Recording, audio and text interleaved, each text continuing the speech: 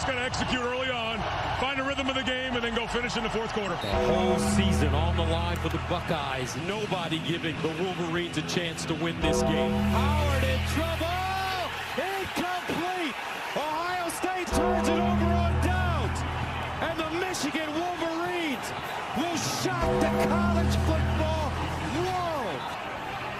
And now there's some skirmishes going on the field. You got to fire Ryan Day. If there wasn't a 12-team playoff, Ryan Day would be... I think he would be fired. Is Ryan Day the guy for this job? Can he and the football team bounce back? Touchdown, Ohio State strikes first. It cracked his helmet. It was such a big hit. Look at that. Touchdown end zone. Henderson breaks free. House call for Ohio State. The Buckeyes can begin planning for Pasadena. There is Smith rolling free. Breaks a tackle. Ohio State strikes quickly. Caught in stride. Abuka touchdown. Buckeyes on fire. Smith is wide open. It's a Crimson avalanche here in Pasadena. Travian Henderson gets momentum back for Ohio State. Sawyer knocked it out and picks it up. Ohio State scoop and score. Heavy pressure. Howard delivers downfield. And Smith, he's got it! And Ohio State is going to walk out of Atlanta national champions. The story gets to get told now, and it's a great story about a bunch of guys who have just overcome some really tough situations. There's a lot of people that counted us out, and we just kept swinging and kept fighting. It's the reason why you get into coaching, is to see guys overcome things, learn life lessons, and then reach their dreams. College football national champion Coach Ryan Day and the Ohio State Buckeyes.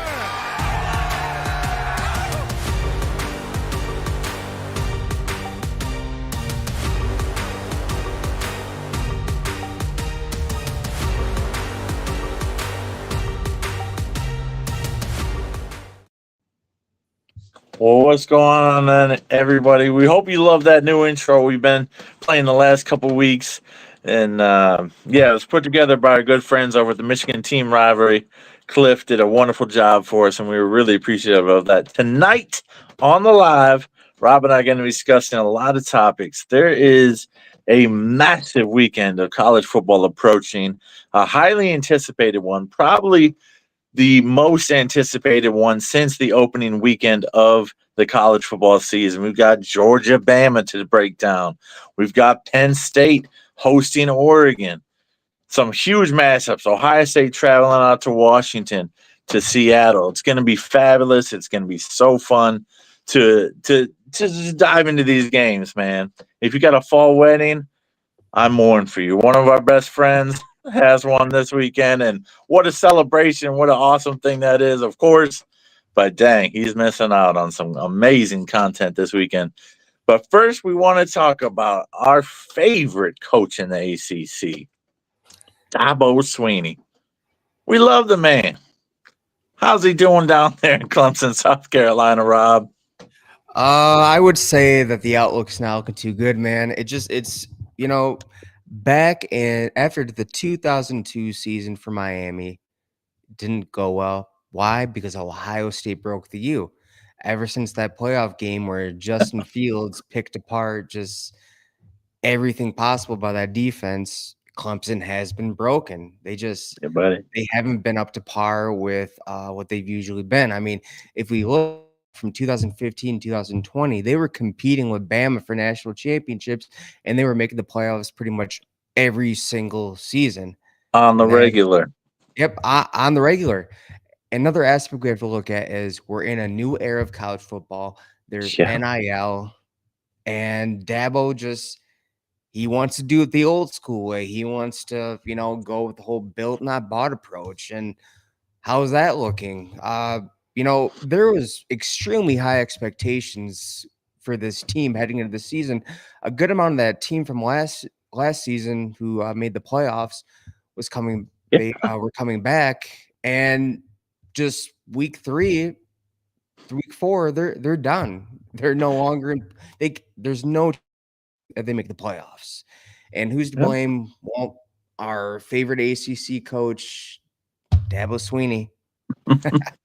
It's just, why do you think he is so stubborn with the portal? Like, is he really willing to go down with the ship of I won't take transfers. I will die on that hill. Is he really going to do it?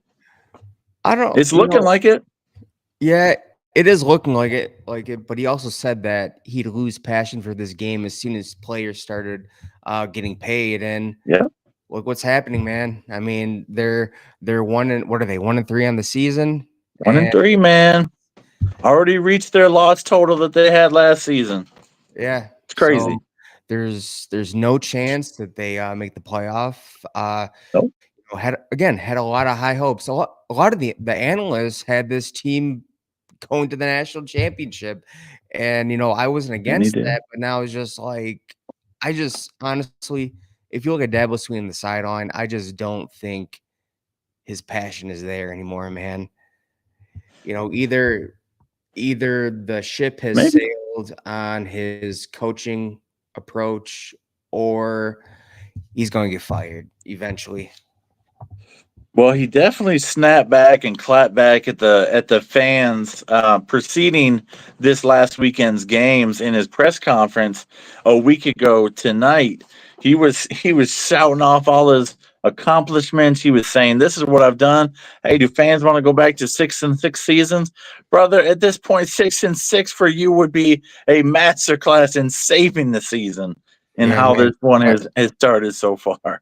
When I saw it was like 24-7 against Syracuse, I'm like, man, like this Dabo's cooked, Clemson's cooked. It's just the prognosis is just it's not looking too good, man. And you got to think. I mean, you look at those recruiting classes; they're not buying into the new era of college football. No. They've been between 15 and 20, if I'm not mistaken. I don't follow too closely, but that's what I remember seeing in the final rankings this last couple seasons. Yeah, I just, man, I think out of all the teams utilizing the transfer portal, I think Clemson is just way at the bottom. I don't think Dabo has ever utilized the transfer portal. He only brought in one transfer since the portal was opened. One. The last two national champions, Michigan and Ohio State, they fully utilized the transfer portal. Yeah. And in terms of NIL, utilized that as well, and it paid off. So, I mean, dude, I waited and I waited for, maybe Dabo to not be as stubborn, but it looks like he's gonna die in that hill of, build. Sure does. I'm gonna, it's gonna be homegrown talent just based on recruiting. You can't do that anymore. Like no portal, there's NIL, there's just so many different aspects of college football where you either have to adapt or you die. And right now, it's without question, man. And I remember a couple years ago when Venables left to take the Oklahoma job, you and I and Matt were texting in our group chat. We're like, wonder how this is going to affect the Clemson dynasty. And I truly think, looking back, there's no question that was the start of the downfall. It was a slow decline, and it has been a slow decline. But now they are off that cliff now, and they're sitting at 1-3, thinking, what are we going to do? He's never replaced Venables. I don't think you can replace a guy like him. He is that elite defensively minded. And then you add in the other two things that we just discussed, the lack of wanting to pay players and the lack of going to the portal to fill holes. Ohio State has done that so effectively, as you mentioned, over the last couple of years. Caleb Downs being the biggest transfer of them all, but so many others. Will Howard. We wouldn't have won the national championship without Will. We didn't go to the portal. If we didn't utilize what the college football world says is okay now, we wouldn't be celebrating. We wouldn't be rocking our swag around town. From 2015 to 2020, I think Clemson lost a total of 6 games. Seriously, they were 2 out of 3 in terms of national championships, and they've been to the title game, I think, 4 times or so. Yeah, 4 times in that decade. Yeah. Actually, yeah, because it was and they won it twice. Yeah, they won it twice. That's right.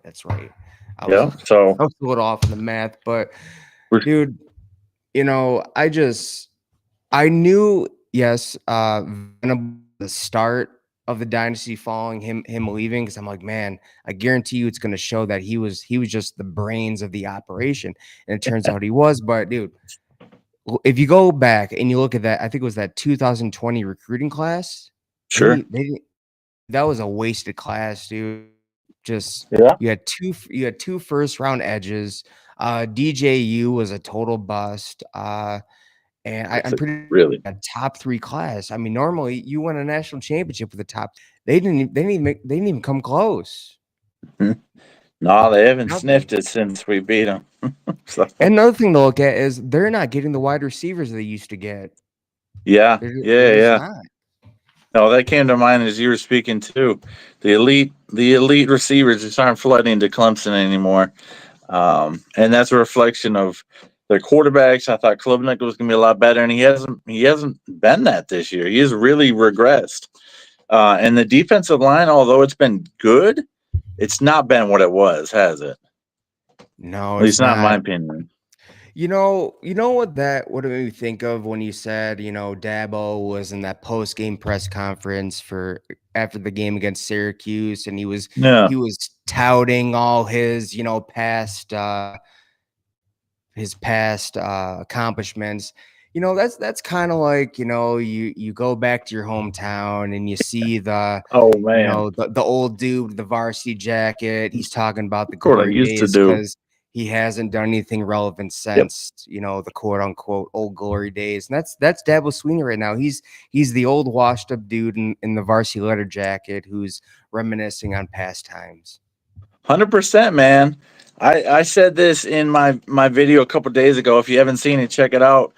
Just recapping the past weekend of college football. But fans are fickle, man. They don't care what you did 3 years ago. They want results now. They want them now. They do not care. As a South Carolina fan, I'm loving the new Clemson team. Hey, us Buckeye fans are too. And I think college Dude. football is celebrating the downfall of the Clemson Tigers, man. They had a nice 12-ish year type run, but they are really falling off a cliff big time. So it's really enjoyable for us. And if he doesn't produce, man, I mean, we talked about this a little bit over text. He's not going to get fired this year. Like, that's not going to happen. Like, we're going to see with Billy Napier and Luke Fickell coming up for Wisconsin. But entering next season, is there a potential in 2026 that Dabo seriously takes a sword for Clemson and he goes down and gets canned after all he's built and then destroyed? You know what I think is haunting Dabo to this day? He had the nerve going to that playoff game against Ohio State saying they're the 11th best team. They're not even the 11th best team in the country. And then he gets blown out, and the fans heckling him, yelling Dabo over and over again. Funniest thing I've seen. That's still haunting him, dude. And you know what? I'm loving every second of it, man.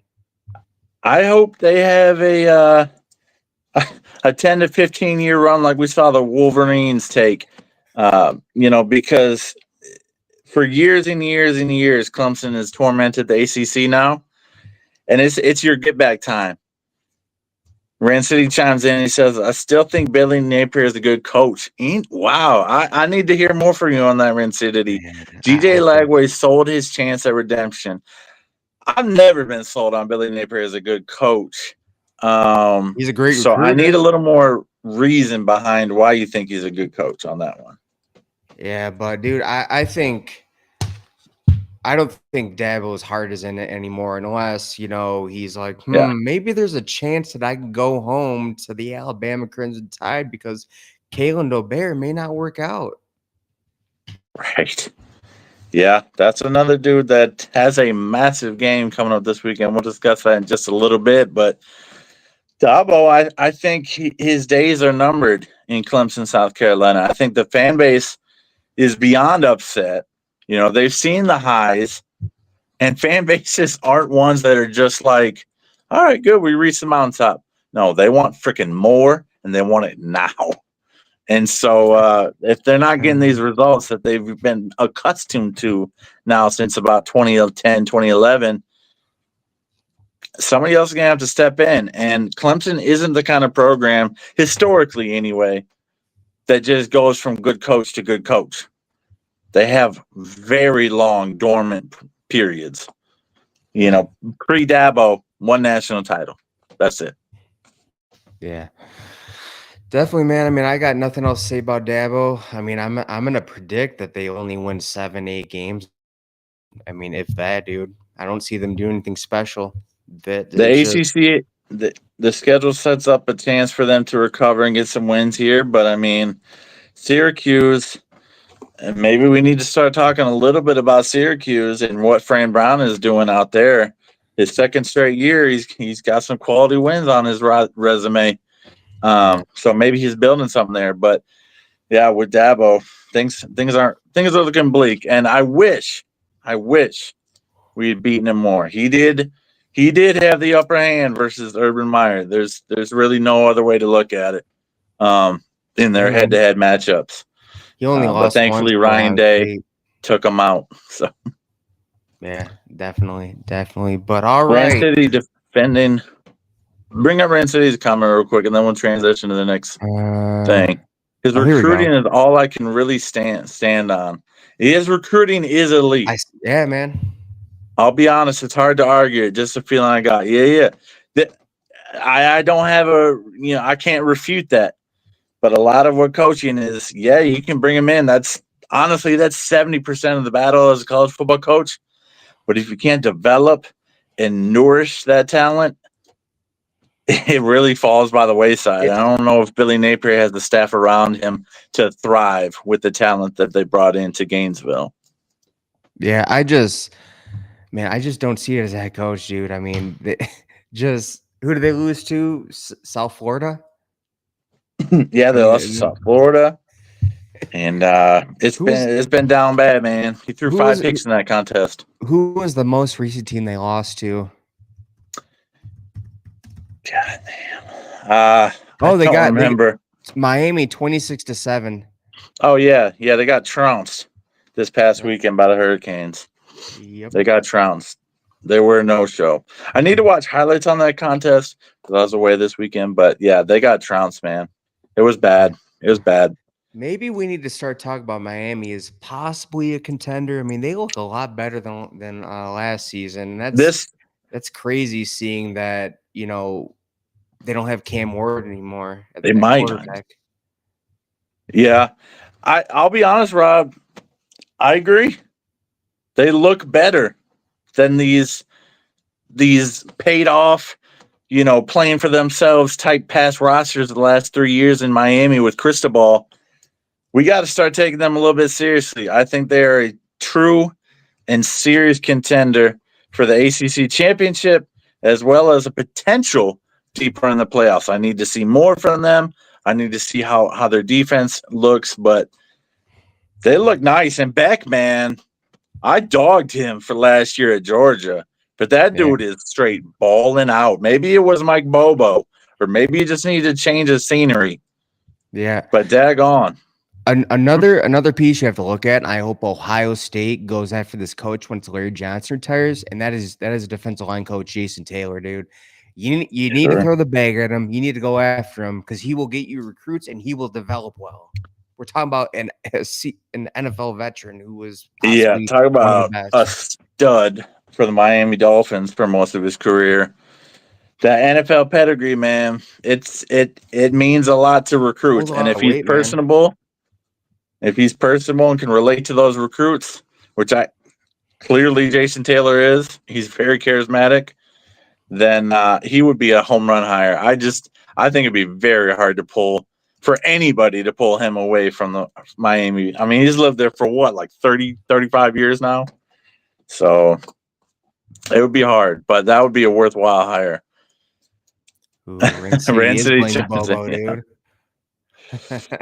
Yeah, I don't know. You might be. Maybe they just had a disconnect because, now correct me on this if I'm wrong, but I feel like with the way Connor Stockton's been playing this year, maybe Mike Bobo has earned a little bit of respect back. That's not my opinion because I just heard. I think it was Joel Klatt that said it. Maybe it was an ESPN figurehead, But they're talking about how a bunch of Georgia fans were on Bobo's head last year, and rightfully so. And I remember you being on him pretty strongly as well.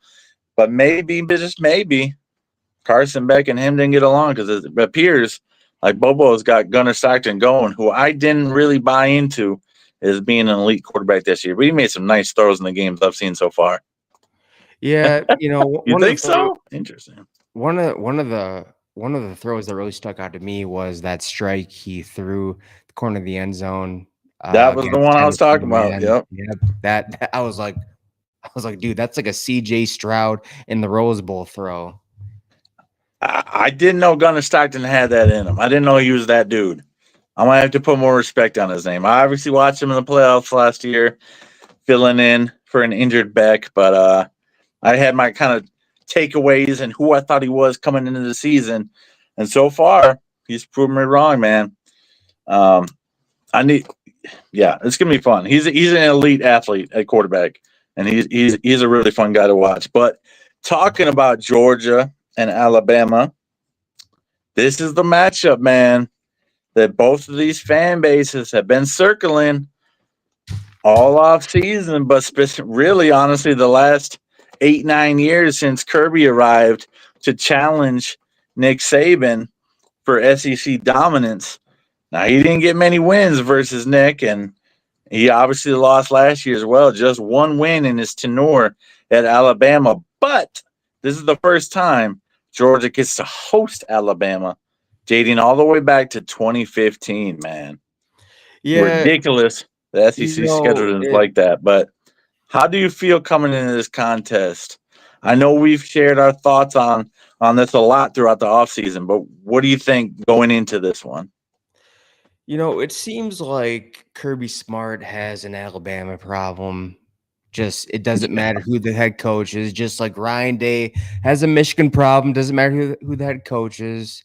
And just like I honestly thought last season was the year that Kirby Smart turns the tide against Alabama and gets that win, but it didn't happen. Now, if he doesn't get it done this year, then I just don't know when. I mean, it seems like, you know, Alabama, they got blown out against Florida State. I mean, I don't even know who they played the last 2 or 3 weeks. Probably no one relevant. But dude, if Kirby Smart cannot get it done this season against Alabama, I just don't know when he will. You know, it just seems like, you know, all the pieces are lined up.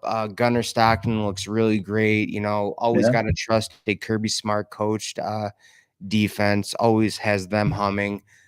And, you know, it's just like Kalen LeBear just looks like he's just not the guy. But again, like, you got to look at the fact that it doesn't matter who the Alabama head coach is. Kirby Smart has lost to Alabama just even when Nick Saban is gone. So it's just like, but let's get into the offense and defense of this game. So we're gonna do Georgia's defense versus Alabama's offense. So Georgia has the 39th ranked defense, giving up 299 yards per game. Alabama's offense, 31st overall, averaging 459.3 yards per game. Now, looking at this defense, man, it's not your typical Kirby Smart coach defense. I mean, I agree. Passing yards against 81st, rushing defense. I mean, that's respectable to the top 20. Third down, looking pretty respectable. Only 11 times out of 40 have been converted against them. Now, the red zone defense, this is where games are won and lost in the red zone. If they can dupe Alabama into settling for field goals, there's a real chance here. They are 6 overall in the red zone defense. They've only allowed 3 scores on the season. Now, Alabama's offense, so their passing offense, just high-powered, 9th overall, averaging 335.7 yards per game.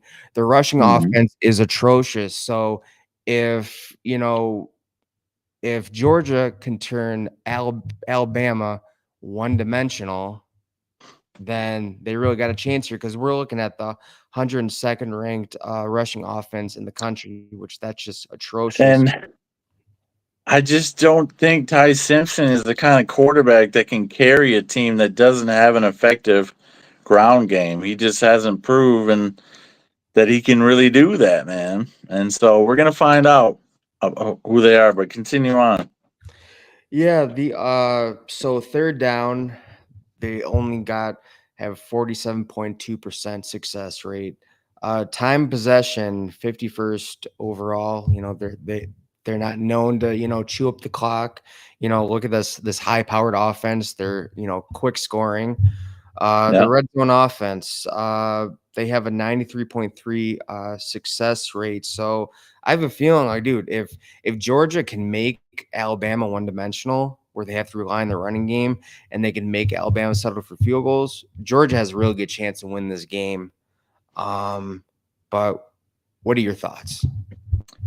I mean, like you said, dude, it's really like your mind logically, like Georgia should win this contest. Last year we said the same. Georgia should, but I didn't pick them because I thought that mental edge still existed for Alabama. And it's just one of those contests in college football where it's like it doesn't make sense to not pick Georgia, except the fact the series history that you've seen it. On paper, Georgia is the better team entering this matchup. There is no question about it. I don't think any serious talking head on any network or us like on YouTube, I don't think anybody can realistically look at Alabama and say, "No, I think they're the better team and they should go out and win in Athens." Yeah, I just don't see that happening. I really think Gunnar Stockton, like I said, has entered into a new phase. He clearly put in work in the offseason. They added some good transfers. Zachariah Branch has been nice so far for them. Offensively, he's been a nice outlet.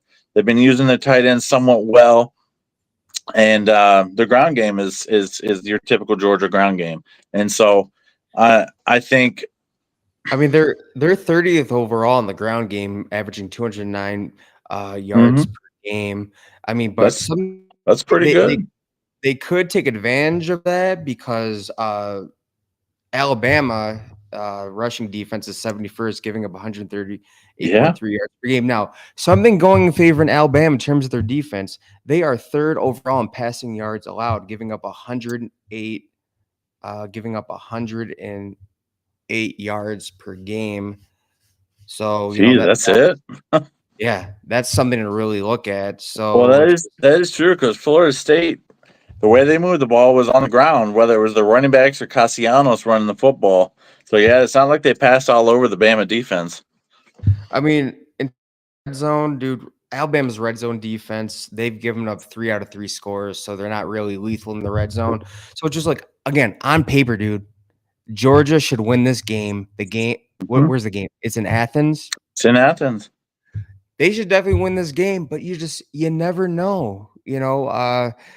As Rancidi said, I'm sure you can relate with Michigan. I feel like our team is better and we will lose just because, Alabama is Kirby Smart's kryptonite. Very possible that they could lose no matter what, but only time will tell, man. But on paper right now, I'm seeing that Georgia has a really good chance to play the ground and pound game, churn out the clock, control the time possession, and win this game. But again, you never know. There's the possibility that they rely and they lean on their home crowd. Like we said, this is the first time Georgia has hosted Alabama since 2015. First time they've gotten them in Sanford Stadium in a decade. And so maybe that shifts things in the Bulldogs' favor, but I just can't get on board with it, man. I really can't. I think Georgia is better. And I think Georgia will have a better season than they did last year, based on the evidence I've seen so far this season. But I can't do it, man. I can't pick the Bulldogs in this specific matchup. And I think Georgia's going to have a better record at the end of the season than Alabama. I think that goes without saying, truly. I think everybody thinks that. but there's no way I can rightfully feel good and confident about picking Georgia. So I'm going Bulldog. I'm going the Bulldogs being taken down, man. I think Alabama comes in, rolls that tide, man, and gets a dub in Athens, sending home an extremely frustrated fan base from Sanford Stadium. You know, man, I'm calling my shot, dude. I Call your think shot. you know what, man, this Alabama team is soft They as are. cookies. Just everything soft about them. You have players walking into the stadium with their little snuggie stuffed animals. It's a joke. This team, just everything. Their locker room. They're making TikToks after getting absolutely blasted by Florida State. Yeah, like fun And TikToks, not like morning ones. Kalen DeBear's office looks like an Apple iStore. I mean, pretty much. It's fair. It's And it's fair. just like, so you know what, dude? I think Georgia gets it done this year, man. You think they bucked the trend? I think they bucked the trend, dude. I think this is it. I think that you're gonna see that Kalen DeBear, the short time he had to ride on Nick Saban's coattails is officially over. It's done. That would be sweet, man. The culture has swayed. They are no longer, when a Nick Saban Alabama coach team, they were feared, dude. Nobody wanted to really go up against them. Mm-hmm. And now it's just like, oh, here comes the Alabama Crimson Tide, led by Kalen DeBear, and it is what it is. And you know what? Shout out to Castellanos, Florida State's quarterback. He called his shot before He called it. even started. He said, "Hey, Nick Saban's not here to save them anymore." He was He called that sucker back in June when he transferred. Yeah, right after Dude's a baller. man. Yeah. I'll tell you what, man. There really is no football reason I can give on why I think Alabama beats Georgia. There's not a stat I could look to and back up my opinion and be like, this is why. This is why. Because Georgia is the better squad. There's no question about it. I just can't do it, man. And I respect your courage to go against the grain. I feel like the picks will be 50-50 because I feel like some of the commentators are going to be, buying into the narrative that I'm trying to sell. And then some people will be the realist, the analytical type, like more like you are. And we'll look at the stats. We'll look at the figures. We'll look at how the teams have played so far this season. And the logical choice is Georgia. There's no question about it. We're going to see if they can do it at home. Can they represent in Sanford and come out victorious for the first time in a long time? Can Kirby get his second win all time versus Alabama? We're going to find out. I don't think so. If they don't, man, dang fun to watch. Dude, if they don't, I think Georgia fans are just going to have to accept the fact that, hey, we may not beat Alabama. We're going to be in the playoffs. We're going to have shot at the national championship. And that's that, man. And you know what, dude? I mean, yeah. It is an easier pill to swallow for Georgia fans, I would think, because they're not traditional rivals. They don't have this long, deep-seated history of a rivalry like we do with Michigan. So it may be easier for them to accept.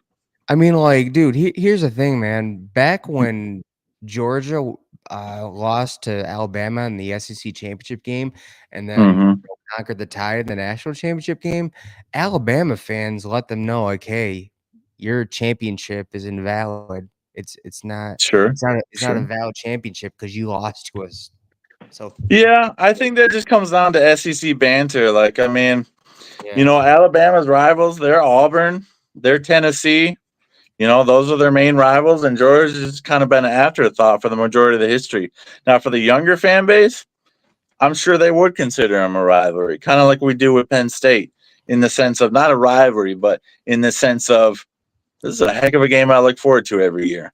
So maybe I'm wrong on that analysis, but that's just how I view it from the North, not understanding everything. But College game day is not going to be at that contest. However, it is going to be in State College, Happy Valley, for Penn State hosting the Oregon Ducks In a whiteout game too, man.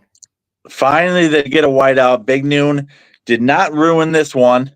We were all hoping they would get it, and we're all hoping for the upset, I think. Didn't enjoy Oregon coming in and winning the conference. Enjoyed stomping them and putting them back in the rightful place. But we want to, I personally, I don't know how you feel, Rob, but I personally feel a greater sense of camaraderie with the members of the Big Ten that have been in the conference for longer. I know Penn State joined in the 90s, and so they're not an original member or anything like that, but been along way longer than Oregon, and I'm definitely pulling for Penn State. I'm not certain they're going to do it, but I am pulling for them. I think they've looked a little suspect. Their defense has been amazing. 7 turnovers forced so far this season. Opponent caveats apply. They have not played a strong test, a strong road yet. But Penn State, man, do you think, with no predictions given yet, but do you think Penn State has a chance of winning this contest? Do you think they have a shot?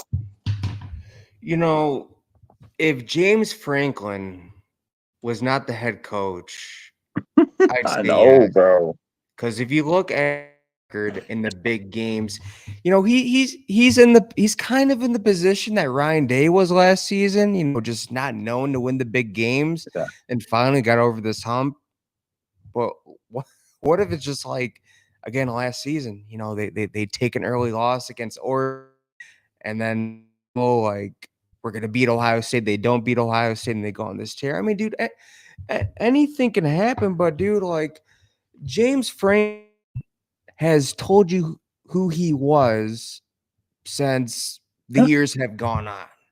Nothing has changed. He's done the same thing over and over again that has cost them big games. Yes, that's exactly what happens. It's it's happened so many times against Ohio State.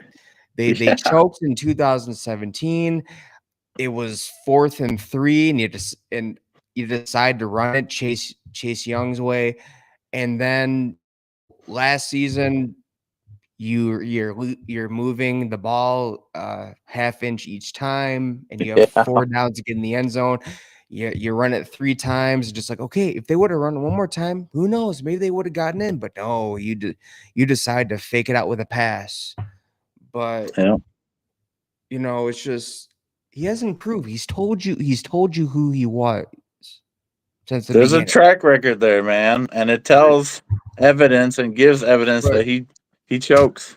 There's just looking at the paper, dude. There's so many things that need to happen. One, they need to get pressure on the quarterback. Oregon has allowed 1 sack this entire season.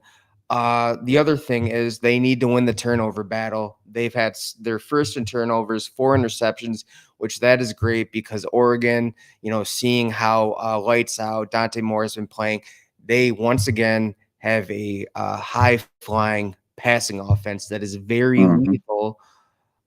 And they also have Oregon also has a great running offense as well. They're 10th overall, averaging 255.2 yards per game. And just Penn State's defense is really gonna have to show up, man. They're gonna have to get off the field on 3rd down, which there's a possibility that they do. They've only allowed 16 conversions out of 46, and their red zone defense is really suspect. And you know what? Oregon's red zone offense is not. They've converted 20 out of 20. They have a perfect score, man. They are finishing. They are finishing. No field goals at all. Penn State's red zone defense is suspect. They've given up 3 out of 6 attempts have been successful. So it's just there's a lot that has to be done for them to win. They have to control the time and possession to keep this Oregon offense off the field. Now, I've said it before and I'll say it again. This may be a game where Drew Aller must put the team on his shoulders and deliver a win. It may just have to happen. But what surprised me about this Oregon defense is they're 9th overall in pass. They've allowed 120 yards per game. So maybe, just maybe, they'll have to rely on the run game. But again, dude, enough is enough. Like Drew Allen may have to be called upon, and we'll see how far he can actually take them. Franklin's record, man, versus top 10 opponents. I think he's something like 3-18 now in his tenure at Penn State, and that's not going to get it done, man. The thing about Drew Aller, he is not a quarterback that turns the ball over very often. I think he only has through his first 2 seasons 6 interceptions total. Total. That's amazing job of taking care of the football. But the thing is, he doesn't make big plays. Yeah. Now, granted, he hasn't had the kind of receiving core that he has this year.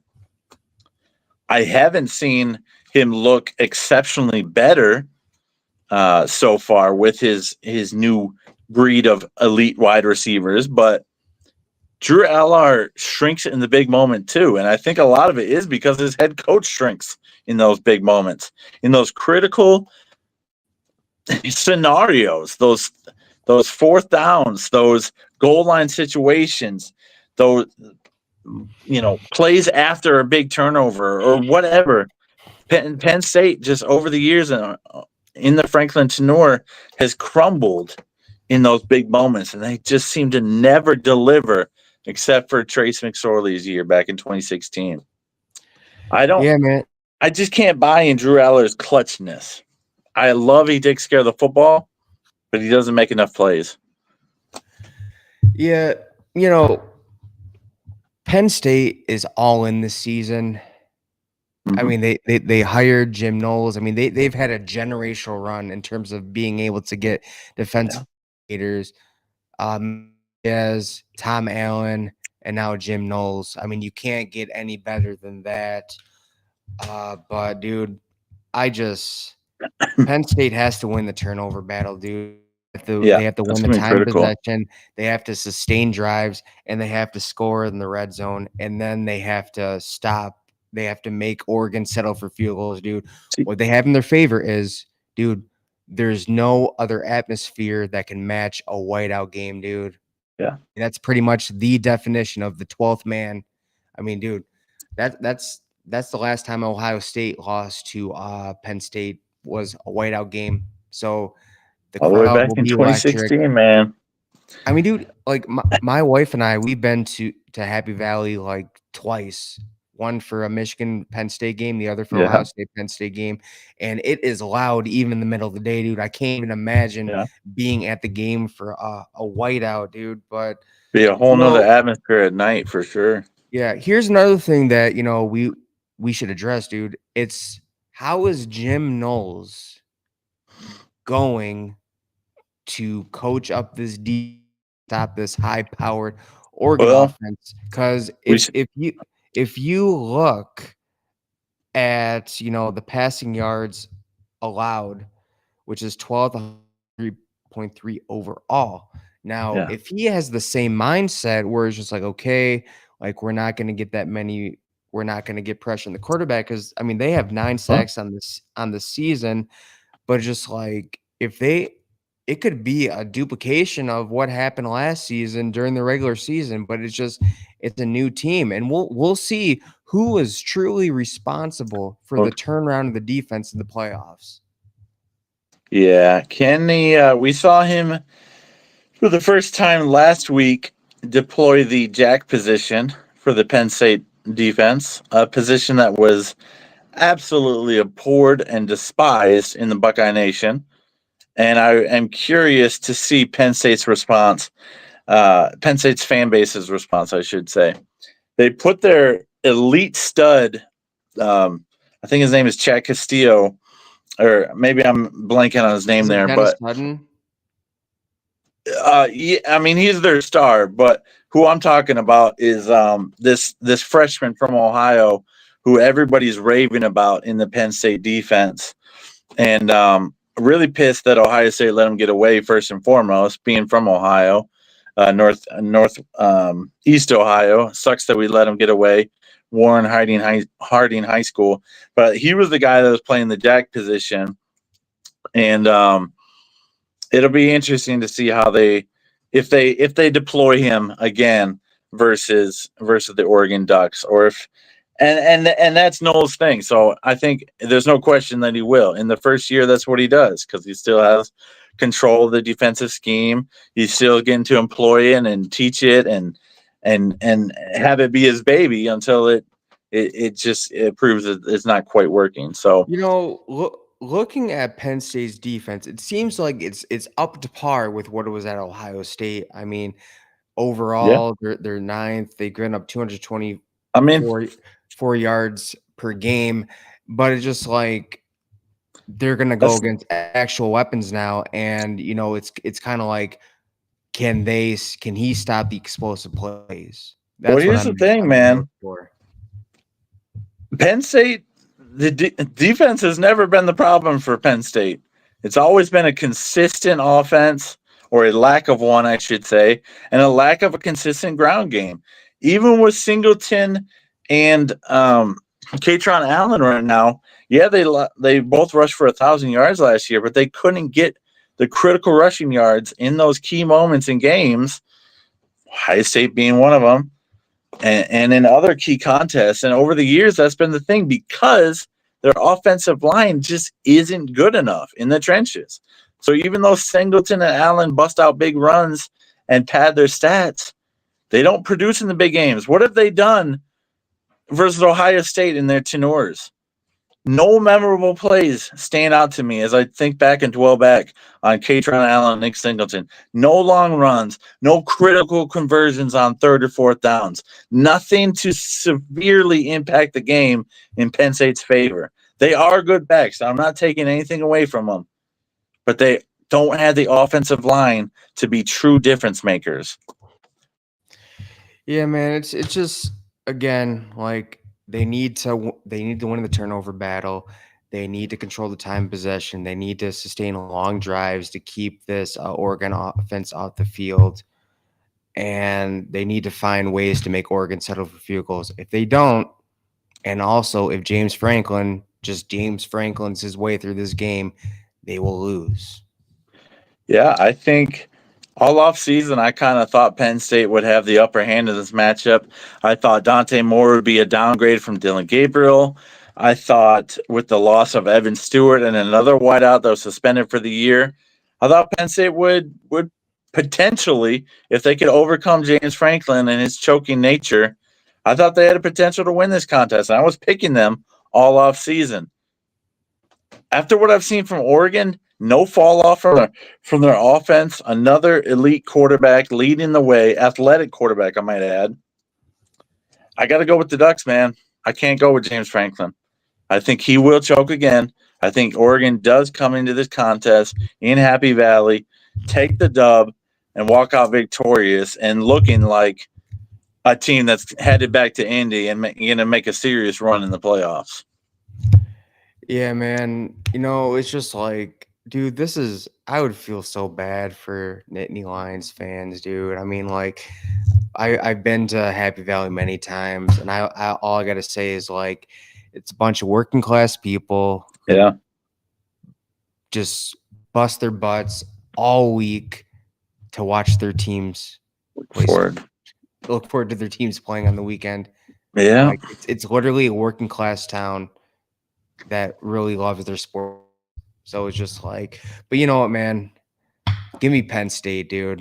You're going against the grain. Okay. Yeah, I'm going against it, man. Is it? I feel that sounds like your heart speaking, not your head speaking. But maybe I'm wrong. It's which is so, fine because it's college football. Dude, it's so hard to pick this, man. Like I it know is. that I should not be picking Penn State, but you know what, man? I think this is another. We're all in. They actually have some weapons in the wide receiver room. Yeah, they do. Aller's more experience. They have Katron Allen, Nick Singleton. But it's just like, dude, James Franklin is still at the helm in terms of who's steering the ship. But they do have Jim Knowles as the defensive coordinator. We're gonna see who was really responsible for fixing up the defense in terms of Ohio State's playoff run. But you know what, man? It's a whiteout game. There's no energy, no proud entries matched in terms of that in all of college All football, true. dude. So give All me Penn true. State, man. Let's say 28-24. Yeah. Interesting. I think I would pick Oregon at 34-24. That's kind of my selection. I think they pull away late and they become victorious, man. I the interesting thing is, I mean, I think Penn State has had this game circled all off season. With the non-conference opponents they played, they could focus on this contest, this home game. But Oregon can kind of say the same thing too. They haven't played too many, powerful opponents. Oklahoma State fell off the map, and so they've been able to focus on this contest too. I think it is a close one. I think Game Day chose correctly in deciding to go to State College for this contest. I think it does become Sad Valley again, though. However, I don't want that to be the case, but I think that is going to be the outcome and the reality of this football game. So I'm excited for that. But shifting focus a little bit to our game, Ohio State versus Washington.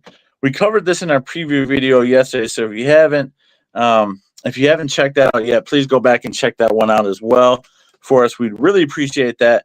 Julian Sainz' first start on the road. Just kind of want to talk about that again in just a little bit.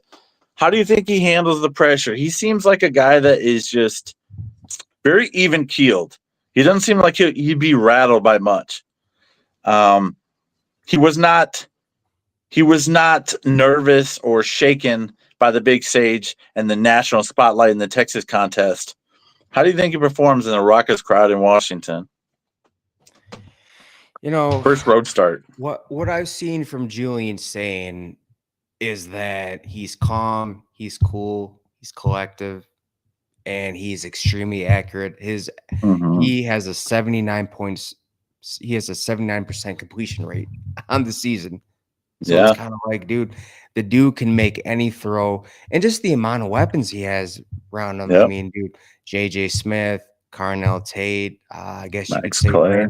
Brandon Ennis, Claire, Carmack, and it's just like they also, hey, man, they have Bo Jackson now, and I hope they get him going in the passing game as well, catching passes out of the backfield. But dude, I'm not really worried about Julian Sain, man. I mean, I wouldn't say it caused me concern. I'm just very curious to see how he's going to look, because I guarantee that completion percentage it'll dip some after this week's contest. It won't be up near 80% after this contest. It'll still be very good, of course. But I'm just curious to see his mentality and how he handles being on the road. That'll tell me a lot of how he'll handle the pressure in the Michigan contest later on down in the season, and some other big road games at Illinois as well. So I'm curious about that. So I hope he answers that with a resounding, "It ain't nothing, man. It ain't nothing." And I think he will perform very well. I don't think he's going to perform poorly by any means. So we need him, and we definitely need that ground game to get going. We talked about this yesterday as well, too, man. Ground game needs to deliver in these key situations. If we're going to compete on a serious national stage, like we showed we can versus beating the Longhorns, and we need a complimentary, at least complimentary ground game, and I don't think we've had that so far this season, outside of Bo Jackson's contributions. Yeah. I think it changes because finally the best back will be on the field. So you think he gets the most snaps this week? Oh yeah, there's no reason why he shouldn't. I think James Peoples, he's going to be third, and I just, man, I forgot the other guy's name. CJ Donaldson. CJ Donaldson, that's right. Yeah, CJ Donaldson. I mean, he'll get his snaps, but dude, I think Bo Jackson's just too good for him not to get a good amount of the snaps. So it seems like things are headed in that direction. There doesn't seem to be any reason why he wouldn't be RB1 in this contest. So that's what I'm hoping to see. I think that, as I've read online this week, I think that's Buckeye Nation's expectation, that he's RB1 now.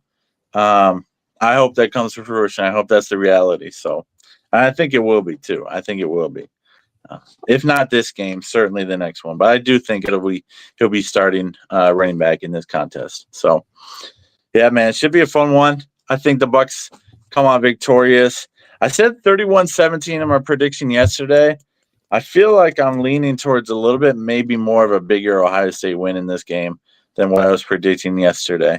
But we'll see how that develops throughout the week. So, Yeah, definitely, man. now on to our final topic. Feel free to chime in on this as well for anybody out there watching. We want to discuss who are the top 5 quarterbacks in the Big Ten right now, 4 weeks into the season. Who has stood out the most? Who is stepping up? And who gets an honorable mention, man? So if you're ready to give your first 2 guys 5 and 4 on the list, who might they be? Or just give your whole list, whatever you want to do it, man. You know, I'm looking for the list that we had. It's in our chat. It's in our chat up here. So I would say, dude, probably wouldn't agree with me with this, man, but I'm gonna put Dante Moore at number 1, man. Number 1. Wow. Fernando at 2. Okay, Fernando Mendoza from Indiana, sure. Yeah, Sane at 3. Okay. Desmond Williams at 4. Yeah. Rayola at 5. If it wasn't for him, dude, Nebraska would be screwed. No joke. Dude, Altmaier falls out of the top 5 after that performance. And yeah, I can't, dude. You know what, man?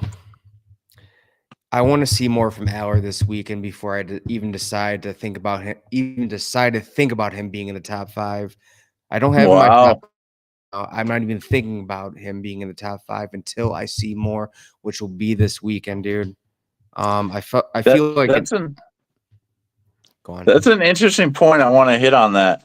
I want to push back just a little bit on that because statistically, Drew Aller the last 2 years has absolutely been one of the top 2 or 3 quarterbacks in the conference. Like, no question about it statistically. But he totally disappears in the big games. And those are the games that people watch. And so and I get that. You have to perform in the big games. And so a lot of people knock him, rightfully so. But when you look at his stats, he's like 25 touchdowns, 2 interceptions on the year. I'm like, that's freaking incredible. Like 2,800 yards. I'm like, did he really freaking do that? Because you pay attention to the big games, and he doesn't deliver in those big games. Can he this week? He's got a chance to move back into the top 5. He's still in my top 5, but he is number 5. So can he deliver versus a big-time opponent for the first time in his career? We're going to find out. I'm not too high on that, but we'll see how it works out. Where do you have Aiden Childs? I know he's not a top 5 quarterback. It was far too late to really watch too much of the contest this last weekend. But he's performed well. And what do you think about his abilities to lead the Spartan offense in his second year? He's doing better. He seems to be making more elite throws, a little more consistent, I would say. It looks like Rob dropped off a little bit here. We'll see if we can join him back and join back in. Bryce Underwood, he's not on this list yet for me. He is performing really well. He throws a beautiful spiral, an unbelievably accurate ball for a true freshman. He puts some zip and zing and power behind that thing. So it's not just a powerful arm, it's an elite, accurate arm. And I feel like he throws better on the run outside of the pocket on those rollouts than he does standing in the pocket. Now, he doesn't throw it poorly in the pocket, but I feel like he does it. He does throw the ball. It just seems to be.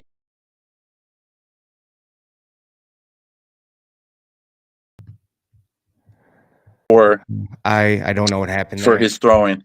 We're still going. I don't know what happened either, but I would put, if we just look at statistics, Dante Moore is in that conversation for the number 1 position. I'm not mad at that shout from you. I would put Fernando Mendoza number 1. He's got 14 touchdowns and hasn't thrown an interception just yet. So I think he deserves I think he's worthy of the top spot. He was 21 of 23 in that top 10 matchup for 367, 5 touchdowns, no picks versus the top 10 Illinois team. We'll see how they shake out at the end of the season. So I got him number 1. I would put Sayan at number 2. He literally leads the nation in completion percentage. He's number 1 in that statistic right now. And so I think that's worthy of being in the 2 spot. I would put Dante Moore at 3 for now. But like you said, man, both with Alar and Moore, they have a chance to really catapult themselves and move up this list. He very well could be number 1 coming out of Saturday night's contest in Happy Valley. But for now, I've got him at 3. I have Desmond Williams at 4. I think he's an elite athlete and the best athletic quarterback we're going to face until we meet Bryce Underwood in Ann Arbor at the end of the season. And then rounding out the top 5, I do have Drew Allar. Now, I was asking you, where would you rate Aiden Childs and how he's performed this season? Obviously not a top 5 guy, but to me, he's looked better. To me, he's looked more consistent. Yeah, I feel like he's grown up a lot this season. Yeah. I put him at least at like 7. I would put him, 7, 8, 9, somewhere in that range. Yeah. Maryland's quarterback is surprising a lot of people. I'm not going to lie and say I've watched Maryland. They haven't played anybody yet so far this season, so I haven't watched them. Dylan Raiola, is he above or below Aiden Childs in that regard? I'd say Raiola. He had a good – dude, I'm not going to lie. I kind of wrote him off after the Cincinnati game to kick off the season. But he had a really good game on Saturday. He's not why Nebraska lost, in my opinion. Maybe I'm wrong on that, but I thought Raiola. I haven't seen him look that good in his college career so far, and so I think he's showing some growth. So that was impressive to see. And then I was talking a little bit about Bryce Underwood, and I would. He's right around that probably 9, 10, 11 range for me right now. Now, come 2 years from now, that's going to look a lot different than the rankings, but daggone, man. I swear, when he rolls out, I feel like his ball is even better. Like, it seems pinpoint accuracy every time he rolls out on those out route throws. They're just exactly where they need to be, and it ticks me off. But I hate to admit it, man, he's fun to watch. Mm-hmm. Yeah, man. Yeah, definitely. But other than that, man, you got anything else or? No, man. It should be a fun week of college football, man. This is one of the weekends we circle as college football fans when we line up and see schedules. This is absolutely one of those weekends where you got to be watching, man. So,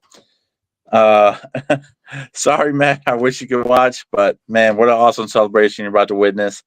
But yeah, man, this is gonna be fun. Go Bucks! We're about to be 4-0.